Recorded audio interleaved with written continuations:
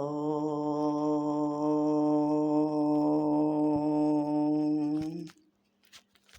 ఓం.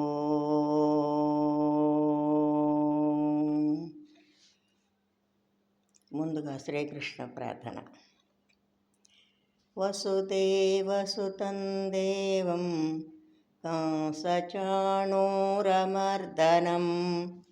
దేవకీ పరమానందం కృష్ణం వందే జగద్గురుం. శ్రీకృష్ణం వందే జగద్గురుం. ఇప్పుడు శ్రీమద్భగవద్గీత చతుర్థోధ్యాయము జ్ఞాన కర్మ సన్యాస యోగము నుండి 33వ శ్లోకము నేర్చుకుందాం. Now we will learn Shrimad Bhagavad Gita chapter 4 జ్ఞాన కర్మ సన్యాస యోగ 33rd శ్లోక. శ్రేయాన్ ద్రవ్యమయాద్యజ్ఞాస్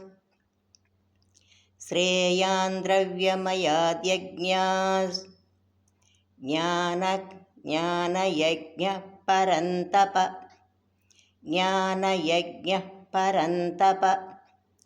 సర్వం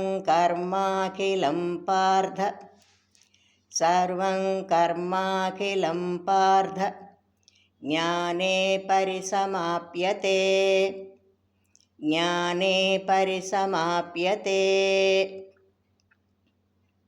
మళ్ళీ శ్రేయాన్ ద్రవ్యమయాద్యజ్ఞాస్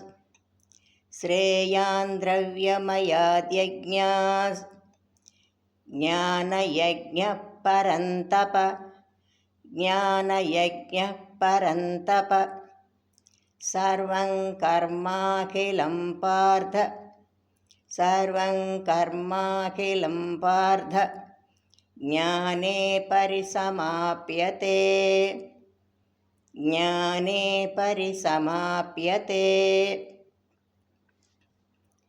నౌ ఫుల్ లైన్. శ్రేయాన్ ద్రవ్యమయాద్యజ్ఞాస్ జ్ఞానయజ్ఞ పరంతప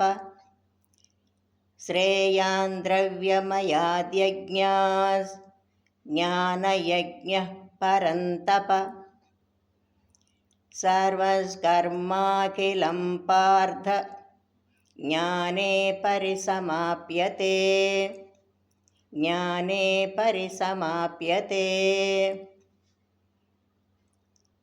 ఫుల్ శ్లోక.